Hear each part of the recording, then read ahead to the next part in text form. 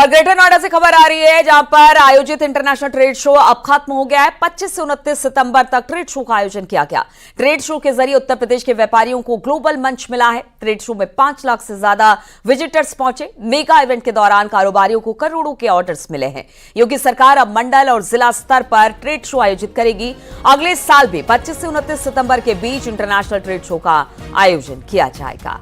तो बहुत ज्यादा फायदा ग्रेटर नोएडा में जिस तरह से ट्रेड शो का आयोजन किया गया वो खत्म हो गया, लेकिन अपने पीछे व्यापारियों के लिए एक खुशखबरी छोड़ के गया। यहां पर काफी ज्यादा व्यापारियों को एक तो इंटरनेशनल मंच मिला, साथ ही साथ यहां पर कम से कम बताया जा रहा है कि अच्छे से अच्छा कारोबार होने की उम्मीद जताई जा रही है।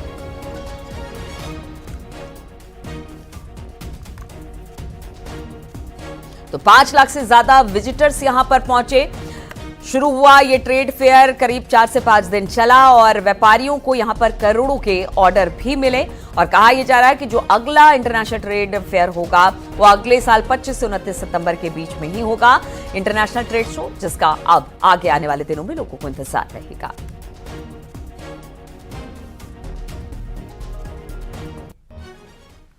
और जम्मू कश्मीर और हरियाणा में हो रहे चुनाव का शोर पूरे देश में इस वक्त गूंज रहा है। अमित शाह ने हरियाणा से ऐलान कर दिया कि शीत सत्र में वक्फ कानून को सुधार दिया जाएगा। हरियाणा में प्रचार के दौरान शाह ने लोगों से पूछा कि वक्फ बोर्ड कानून से बहुत परेशानी है ना, अब शीत सत्र में वक्फ कानून को सुधार कर सीधा कर देंगे। अमित शाह के इस बयान पर सियासत अब तेज हो गई है। समाजवादी पार्टी का कहना है कि सरकार अमीरों को वक्फ की जमीन देना चाहती है।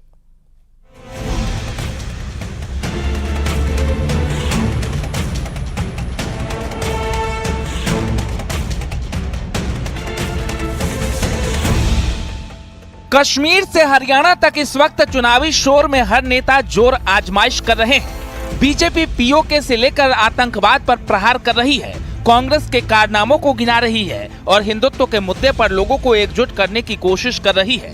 और इसी बीच गृह मंत्री अमित शाह का एक बयान सियासत का केंद्र बिंदु बन चुका है, जिसमें उन्होंने शीत सत्र में वक्फ बोर्ड कानून को सुधार कर सीधा करने की बात कही है।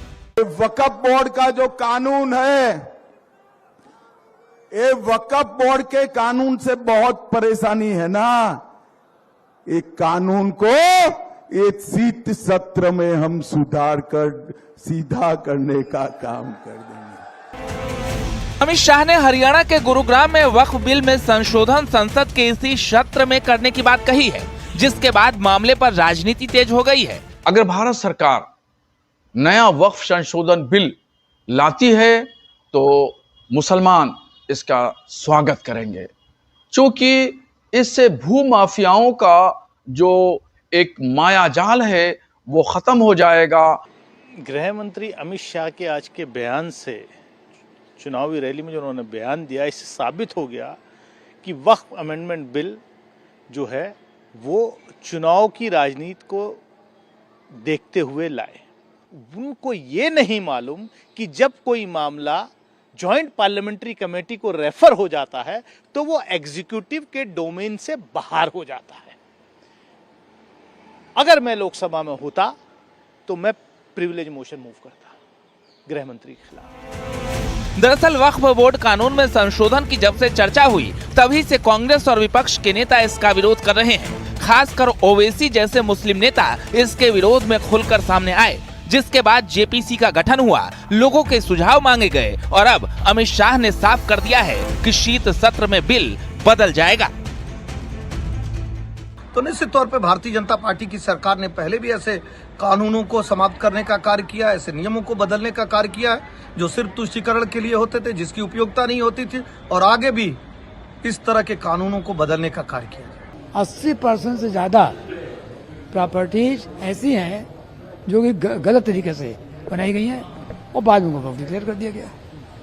तो ये सुनवाई हो रही है और अगर ये एक्ट पास हो गया, हो ही जाएगा, तो बहुत लंबे स्तर पर सुनवाई होगी और सब चीजें अलग अलग। एक और बीजेपी अपने मुद्दे के साथ चुनावी मैदान में है तो दूसरी ओर कांग्रेस बीजेपी को सत्ता से हटाने की बात कर रही है। 82 साल के कांग्रेस अध्यक्ष मल्लिकार्जुन खड़गे का कहना है कि जब तक मोदी को सत्ता से नहीं हटा देते वो मरने वाले नहीं हैं। चाहे कुछ भी हो, मैं ऐसा ही छोड़ने वाला नहीं। अब मेरे को तो 83 इयर्स चल रहे, इतना जल्दी मरने वाला नहीं हूं। जब तक मोदी को नहीं हटाएंगे तब तक मैं जिंदा ही रहूंगा।